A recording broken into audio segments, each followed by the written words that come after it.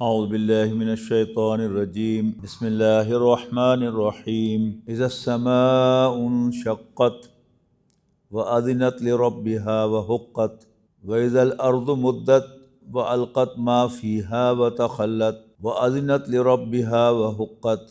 کہ تو میں 30ویں پارے کے شروع سے ہی آپ کو بتاتا چلا آ رہا ہوں کہ ان صورتوں کا اصل مضمون، ڈومیننٹ مضمون، ریپیٹڈ مضمون وہ آخرت کا مضمون ہے۔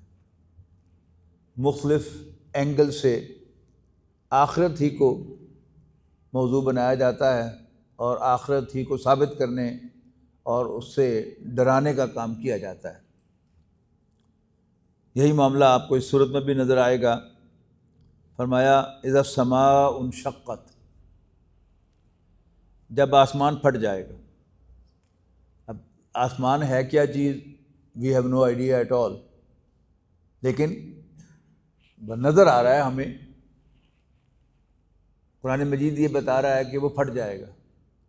کیسے پھٹے گا وی ڈونٹ نو، لیکن بہرحال ایک دفعہ نہیں کئی دفعہ قرآن مجید میں یہ کہا گیا ہے کہ آسمان پھٹ جائے گا۔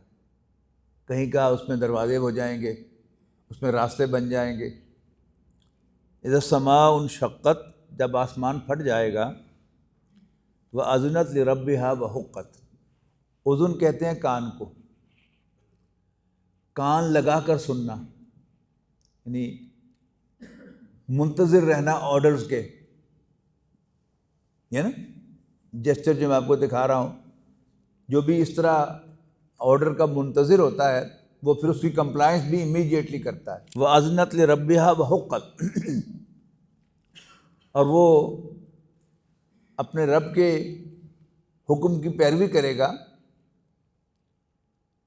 فرمان بجا لائے گا، وحقت، اور اسے ایسا ہی کرنا چاہیے، اس کے پاس اور کوئی چارہ کار بھی نہیں ہے۔ اللہ تعالیٰ اس پوری کائنات کا خالق تو ہے ہی، لیکن جو چیز اس سے اہم تر ہے وہ ہے کہ وہ مالک ہے، رب ہے۔ میں نے پہلے بھی شاید کئی دفعہ عرض کیا ہے کہ مالک اور خالق یہ دو الگ کام ہیں، عہدے ہیں، آفیسز ہیں۔ کسی بھی بلڈنگ کا بنانے والا کوئی معمار ہوتا ہے، اس کا نقشے بنانے والا کوئی آرکیٹیکٹ ہوتا ہے، اس کا اسٹرکچر ڈیزائن کرنے والا کوئی انجینئر ہوتا ہے۔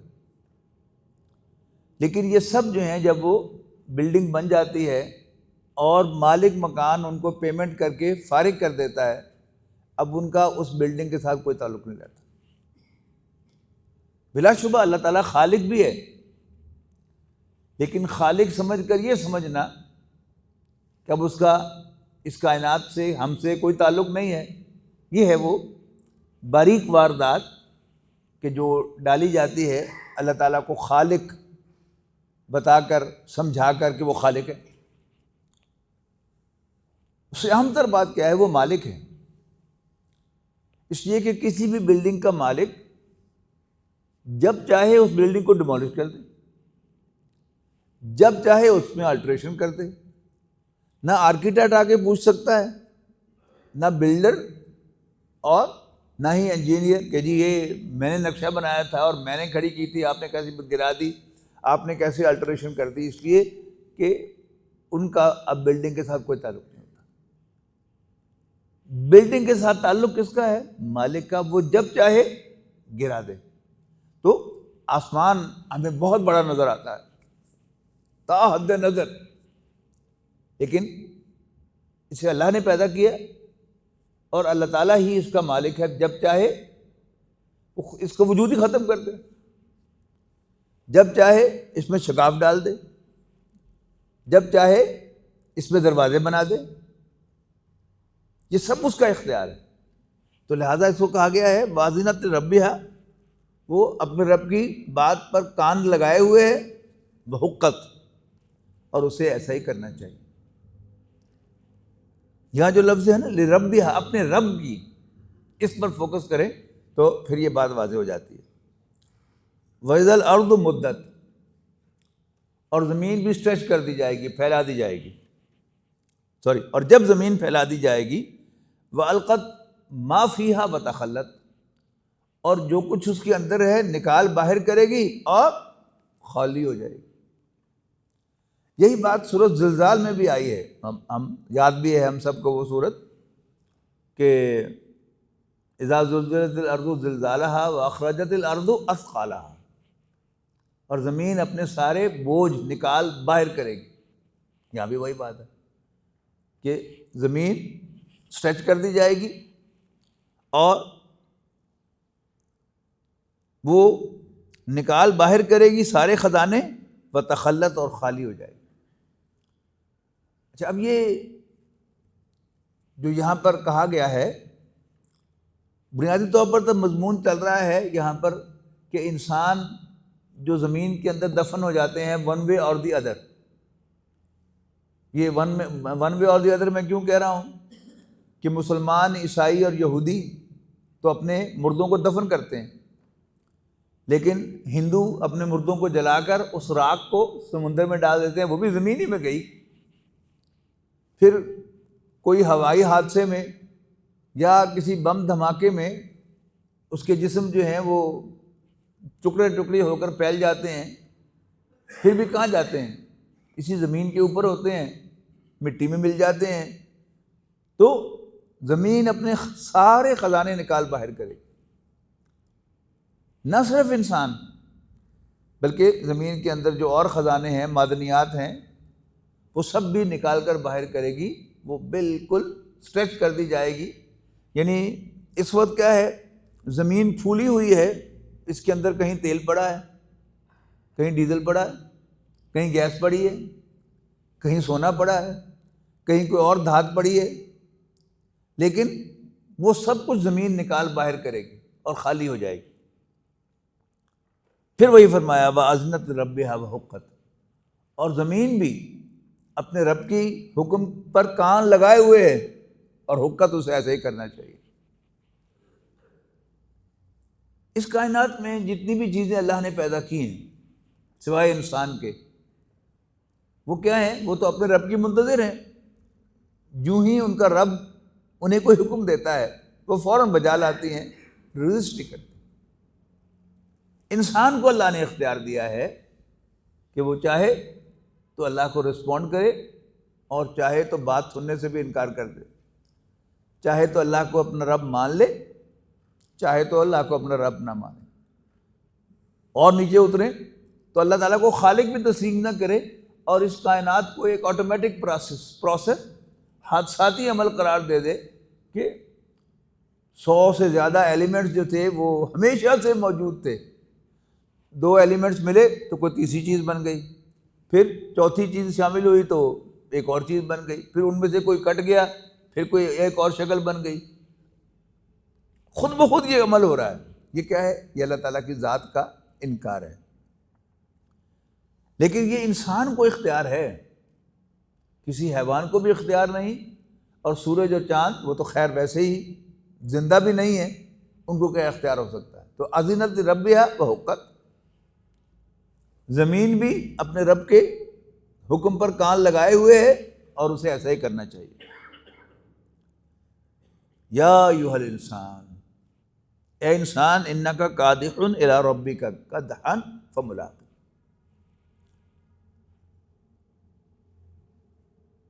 جب قیامت قائم ہو جائے گی تو اے انسان تو محنت مشقت کرتا اپنے رب کے حضور حاضر ہو جائے گا۔ سورۃ بلد میں آگے جا کے ہم پڑھیں گے، وہاں فرمایا گیا کچھ قسمیں کھا کر کہ ان الانسان لقد خلقنا الانسان فی کبد، ہم نے انسان کو بڑی مشقت میں پیدا کیا ہے۔ یعنی پیدائش انسان کی اس سے لے کر اور پھر موت تک انسان مشقت ہی مشقت میں ہے۔ یعنی کسی شخص کی مشقت جو ہے وہ جسمانی زیادہ ہوتی ہے اور کسی کی ذہنی مشقت زیادہ ہوتی ہے۔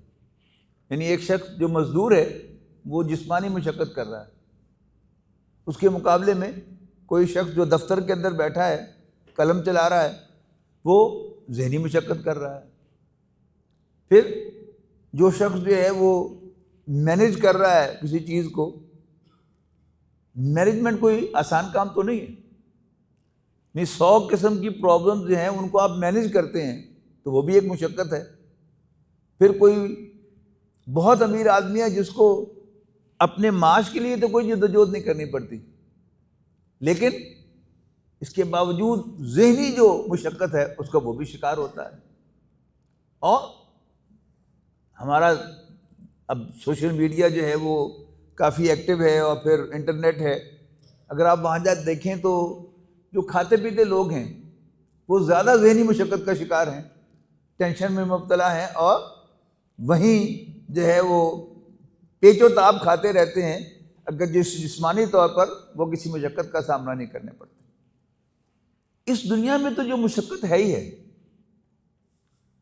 جسے غالب نے کہا نا کہ قید حیات و بند غم اصل میں دونوں ایک ہیں. موت سے پہلے آدمی غم سے نجات پائے گا، لیکن یہ موت جو ہے یہ بھی نجات نہیں ہے. اب تو گھبرا کے یہ کہتے ہیں کہ مر جائیں گے، مر کے بھی چین نہ پایا تو کدھر جائیں گے. تو انسان تو وہ شخص ہے جس کو مرنے کے بعد بھی چین نہیں ہے. عذاب قبر ہے، پھر آخرت ہے، پھر آخرت کے اندر جو محاسبہ ہے وہ بڑا سخت ہے. اسی کا اب ذکر شروع ہو گیا کہ یا ایھا الانسان انک کادح الی ربک، اے انسان تو محنت مشقت کرتا ہوا اپنے رب کے پاس حاضر ہوگا. قدحن فملاقیہ، پھر اس سے ملاقات کرے گا، یعنی اس کے سامنے تمہاری پیشی ہوگی. فاما من اوتی کتابہ بیمینہ، بس جس کو اس کا اعمال نامہ اس کے داہنے ہاتھ میں دیا جائے گا اعزاز کے ساتھ. یعنی جب رزلٹ اناؤنس ہوتا ہے تو کچھ طلباء کو اسٹیج پر بلا کر انہیں رزلٹ شیٹ دی جاتی ہے. فرسٹ سیکنڈ پوزیشن والوں کو اسٹیج پر بلا کر ہاتھ میں لا کر ان کو رزلٹ شیٹ دی جاتی ہے، اور باقی طلباء کو کلاس کے اندر جا کر وہ رزلٹ کارڈ دیے جاتے ہیں. اور کچھ لڑکے ایسے ہوتے ہیں کہ جن کو پتہ ہے کہ ہم فیل ہیں، وہ اپنا رزلٹ کارڈ لینے کے لیے بھی تیار نہیں ہوتے. وہ دوسری طرف منہ کر کے تو یوں کر کے بایاں ہاتھ جو ہے وہ پیچھے کر کے اس سے وہ کارڈ وصول کر لیتے. اس کا بالکل نقشہ کھینچا گیا ہے. فاما من اوتی کتابہ بیمینہ فسوف یحاسب حسابا یسیرا، تو اس کا آسان حساب لیا جائے گا. جس کا بھی نبی اکرم صلی اللہ علیہ وسلم، حضرت عائشہ روایت کرتی ہیں کہ نبی اکرم صلی اللہ علیہ وسلم نے فرمایا کہ جس کا حساب ہو گیا وہ مارا گیا. یعنی کچھ لوگ ہوں گے جن کا ایک سرسری سا، یعنی ان کا رزلٹ دیکھا جائے گا، اعمال نامہ دیکھا جائے گا، اور اس پر فارگیون لکھ کر آگے جو ہے اس کو کہا جائے گا جا جنت میں جاؤ. لیکن جس کا بھی اعمال نامہ روک لیا گیا اسکروٹنی کے لیے، وہ تو مارا گیا. اس لیے کہ اگر اللہ تعالیٰ کی طرف سے، یعنی عدالت میں ہوتا ہے نا کہ اگر دوسری طرف سے کوئی ماہر وکیل کھڑا ہو محاسبہ کرنے کے لیے، تو وہ پھر آپ نے جو کچھ بھی آرگومنٹ دیے ہوں، ریکارڈ پیش کیے ہوں، وہ سب کی اسکروٹنی کر کے ان کو زیرو کر دیتا ہے. اب اللہ تعالیٰ کا محاسبہ کتنا سخت ہوگا اس کا آپ تصور کیجئے. اس لیے کہ جو ریکارڈ ہے ہمارا وہ پورا ہے ہر لحاظ سے. یعنی اگر وہ ہمارا ریکارڈ جو ہے کوئی اگر ویڈیو کی شکل میں ہے، جیسے ہم کسی آئی سی یو میں جاتے ہیں یا سی سی یو میں جاتے ہیں تو وہاں جو مریض لیٹا ہوا ہوتا ہے اس کے سرہانے ایک مانیٹر ہوتا ہے، اور اس پر مسلسل ای سی جی جو ہے وہ چل رہی ہوتی ہے. نیچے آپ دیکھتے ہیں غور سے تو بلڈ پریشر بھی آ رہا ہوتا ہے، ہارٹ ریٹ بھی آ رہا ہوتا ہے، پلس ریٹ بھی آ رہا ہوتا ہے. اسی طرح اگر وہ ہمارا کوئی ڈیجیٹل ریکارڈ ہے تو ایسا معلوم ہوتا ہے کہ شاید وہاں پر بالکل اتنا واضح ہوگا ہماری زندگی کا نقشہ، کوئی ویڈیو جو ہے وہ ہماری چل رہی ہوگی کہ جس میں ایکوریسی کا یہ عالم ہوگا کہ ایک تو تصویر پوری کی پوری آئے گی اور نیچے جو ہے وہ نیت بھی نظر آ رہی ہوگی کہ اس کی نیت کیا تھی۔ اتنا سخت حساب ہو تو ہم میں سے کوئی بچ سکتا ہے؟ کوئی نہیں بچ سکتا۔ تو جس کو داہنے ہاتھ میں دے دیا گیا اس کا اعمال نامہ، فسوف یحاسب حسابا یسیرا، تو اس کا تو بڑا آسان حساب لیا جائے گا۔ اللہ تعالیٰ ہمیں ان میں شامل فرمائے۔ اس کے بعد کیا فرمایا؟ وَيَنْقَلِبُ إِلَىٰ أَهْلِهِ مَسْرُورًا، اب وہ اپنے گھر والوں کے پاس جائے گا خوشی خوشی۔ یہ بھی نقشہ جو ہے وہ آپ کو اسکول کے رزلٹ میں نظر آتا ہے۔ جس بچے کو اسٹیج پر بلا کر اس کا رزلٹ کارڈ دیا جاتا ہے تو وہ بھاگتا ہوا اپنے ابو کے پاس، امی کے پاس، آنٹی کے پاس، انکل کے پاس جاتا ہے۔ گھر میں بھی جو آتے ہیں لوگ انہیں بھاگ کر دکھاتا ہے، یہ دیکھیے میرے رزلٹ کارڈ، میں فرسٹ آیا ہوں۔ تو وَيَنْقَلِبُ إِلَىٰ أَهْلِهِ مَسْرُورًا، تو وہ اپنے گھر والوں کے پاس خوشی خوشی جائے گا۔ وَأَمَّا مَنْ أُوتِيَ كِتَابَهُ وَرَاءَ ظَهْرِهِ، ہاں جس کو اس کا اعمال نامہ اس کے پیچھے سے دیا جائے گا، فَسَوْفَ يَدْعُو ثُبُورًا، یعنی یہ جو پیچھے سے دیا جانا ہے اعمال نامہ، اس کو اس اعتبار سے بھی سمجھیں کہ انسلٹنگ انداز ہوگا۔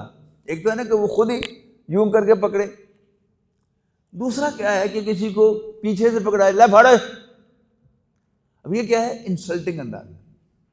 اب اللہ ہی جانتا ہے کہ اصل کیفیت کیا ہے، وہ خود ایسا کرے گا یا اس کو ویسے ہی پیچھے سے اعمال نامہ پکڑایا جائے گا۔ لیکن بہرحال وہ ہیوملیشن جو ہے وہ اس میں بڑی پرومیننٹ ہے۔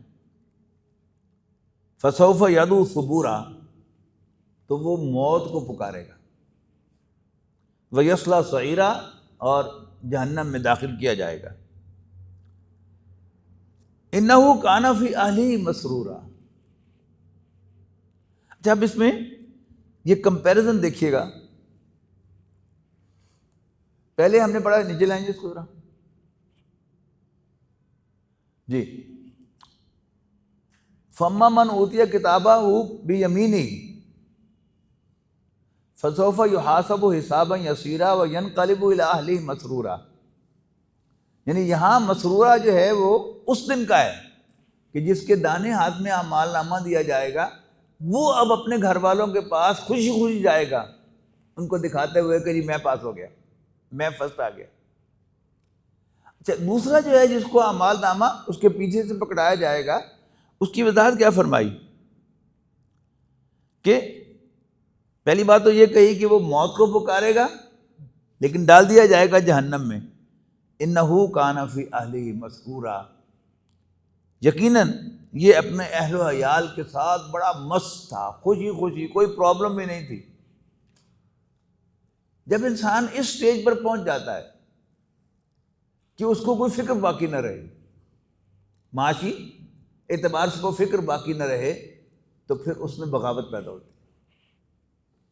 یعنی انسان بعض اوقات محسوس کرتا ہے کہ جی میں شاید کم مالدار ہوں، وہ میرا فلاں کولیگ، وہ فلاں میرا دوست، وہ فلاں شخص جو ہے اس کو کوئی فکر ہی نہیں، ایک نہیں 3 4 کاروبار ہیں، ایک کاروبار میں گھاٹا پڑے گا تو دوسرا کاروبار انٹیکٹ ہے، دوسرے میں انٹیکٹ ہے، تیسرا کاروبار جو ہے وہ انٹیکٹ ہے، اسے کوئی فکر نہیں۔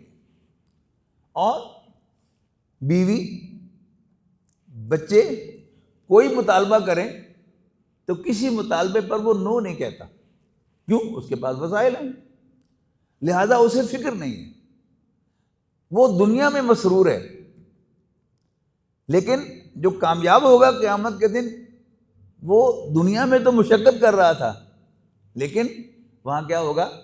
وہاں وہ خوش و خرم، خوش دوڑے گا اپنے اہل و عیال کے پاس، اپنے گھر والوں کے پاس، اپنے رشتہ داروں کے پاس، یہ بتاتے ہوئے کہ جی میں کامیاب ہو گیا۔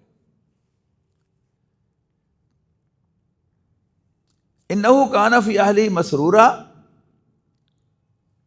انہو ظن ان لن یحور، وہ خیال کرتا تھا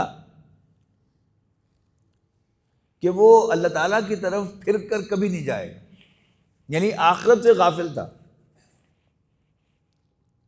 انہو ظن ان لن یحور، بلا کیوں نہیں، ان ربہ کان بہ بصیرا، اس کا رب تو اسے دیکھ رہا تھا کہ وہ کیا کیا بدماشیاں کر رہا ہے۔ میں نے کہا نا کہ جب انسان فکر سے بالا تر ہو جاتا ہے تو پھر اس کو شیطانیاں سوچتی ہیں، پھر شیطان اسے پرمپٹ کرتا ہے کہ یہ بھی کر لو، یہ بھی کر لو، یہاں سے بھی مال کھا لو، ادھر سے بھی مال کھا لو، اس پر بھی زیادتی کر لو، اس پر بھی زیادتی کر لو، ایزیومنگ کہ کوئی اس کو پوچھنے والا نہیں۔ یعنی وہ جو مختلف لیول جس کا ہم ذکر کریں گے نا، محنت مشقت، تو ہر لیول پر کوئی نہ کوئی اس کے اوپر بھی ہوتا ہے محاسبہ کرنے والا، لیکن ایسا شخص کہ جس کا بہت لمبا چوڑا کاروبار ہو اور کوئی اس کو پوچھنے والا نہ ہو، یہاں تک کہ حکومت بھی اس کو اہمیت دیتی ہو، اس کی بات سنی جاتی ہو، اور وہ اپنے آپ کو لا آف دی لینڈ سے بھی ابو سمجھتا ہے، اسے کیا کہا جائے گا؟ انا بلا کیوں نہیں، ان ربہ کان بہ بصیرا، بے شک اس کا رب اسے دیکھ رہا تھا، وہ کیا کیا حرکتیں کر رہا تھا، کیا کیا زیادتیاں کر رہا تھا، اللہ تعالیٰ دیکھ رہا تھا۔ فلا اقسم بالشفق، نہیں، ہمیں شام کی سرخی کی قسم، ہمیں شام کی سرخی کی قسم، واللیل وما وسق، اور رات کی اور جن چیزوں کو وہ اکٹھا کر لیتی ہے، والقمر اذا اتسق، اور چاند کی جب وہ کامل ہو جائے، لترکبن طبقا عن طبق، تم درجہ بدرجہ چڑھو گے۔ یہ کیا قیامت کا منظر ہے کہ تم درجہ بدرجہ چڑھو گے۔ فما لہم لا یؤمنون، تو انہیں کیا ہے کہ یہ مان کے نہیں دے رہے، یعنی قریش مکہ وہ اس کے اولین مخاطب ہیں، اور آج کے جو انسان ایمان نہیں لانا چاہتے، مان کے نہیں دے رہے، ان سب کی طرف اشارہ ہے۔ فما لہم لا یؤمنون، تو انہیں کیا ہے کہ یہ مان کر نہیں دیتے، ایمان نہیں لاتے۔ وَإِذَا قُرِئَ عَلَيْهِمُ الْقُرْآنُ لَا يَسْجُدُونَ، اور جب ان کے سامنے قرآن پڑھا جاتا ہے تو سجدہ نہیں کرتے۔ بَلِ الَّذِينَ كَفَرُوا يُكَذِّبُونَ، اصل میں کافر جھٹلاتے ہیں، حقیقت یہ ہے کافر جھٹلاتے ہیں۔ واللہ اعلم بما یعون، اور وہ جو باتیں دل میں چھپاتے ہیں اللہ ان کو بھی جانتا ہے۔ فبشرہم بعذاب علیم، پس اے نبی تم انہیں دردناک عذاب کی خوشخبری دے دو۔ یہ قرآن مجید کا ایک ٹونٹنگ انداز ہے اللہ کے باغیوں کے لیے، نبی کریم صلی اللہ علیہ وسلم کو ماننے سے انکار کرنے والوں کے لیے، کہ انہیں کیا ہے کہ یہ مان کے نہیں دیتے، اور اللہ تعالیٰ تو ان کے دلوں کی کیفیت کو بھی جانتا ہے کہ ان کے دل مانے ہوئے ہیں کہ حضرت محمد صلی اللہ علیہ وسلم اللہ کے سچے رسول ہیں، لیکن قبول نہیں کر رہے، سرنڈر نہیں کر رہے، مان کے نہیں دے رہے۔ فبشرہم بعذاب علیم، پس انہیں آپ دردناک عذاب کی خوشخبری سنا دیں۔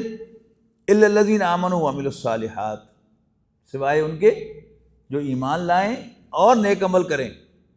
اکارڈنگلی لہم اجر غیر ممنون، ان کے لیے نہ ختم ہونے والا بے انتہا اجر ہوگا۔ قرآن مجید میں جہاں بھی ایمان اور عمل صالح کا ذکر آتا ہے تو اکثر و بیشتر ہماری سوچ جو ہے وہ صرف عبادات تک رہتی ہے، کہ ایمان اللہ کو الہ واحد ماننا اور نبی کریم صلی اللہ علیہ وسلم کو اس کا رسول ماننا، قیامت کو ماننا اور جنت دوزخ کو ماننا، اور اس کے بعد نماز روزہ حج زکوٰۃ۔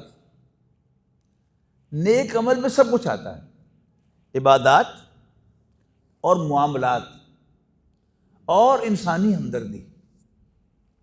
بڑی اہم چیز ہے کہ انسان کی نجات کے لیے جو لوازمات ہیں ان میں ایمان اور عمل صالح ہے، اور عمل صالح ہر جگہ، عبادات میں بھی منیمم ایک لیول ہے جیسے فرائض کا، پھر اسی طرح معاملات، جھوٹ بولنا، چیٹنگ کرنا، وعدہ خلافی کرنا، یہ سب کیا ہے؟ یہ نیک اعمال کی ضد ہے۔ لہذا ایمان کے مطابق سچ بولنا اور دیانتداری کے ساتھ معاملہ کرنا اور وعدے کی پاسداری کرنا اور حقوق کو ادا کرنا بڑی اہم بات ہے۔ کہ ہم میں سے بہت سے لوگ ہیں کہ جو نماز روزے کی پابندی تو کرتے ہیں، لیکن بہنوں کا حق مارنا اور دوسرے معاملات میں کسی دوسرے کے حق پر دسترازی کرنا، وہ سمجھتے ہیں کہ شاید یہ دین کا حصہ نہیں، حالانکہ یہ بہت اہم کمپوننٹ ہے کہ جو عمل صالح کے ہیڈنگ کے اندر آتا ہے۔ لہم اجر غیر ممنون، ان کے لیے نہ ختم ہونے والا اجر ہے۔ بارک اللہ لی و لکم فی القرآن العظیم ونفعنی و ایاکم بالآیات و ذکر الحکیم۔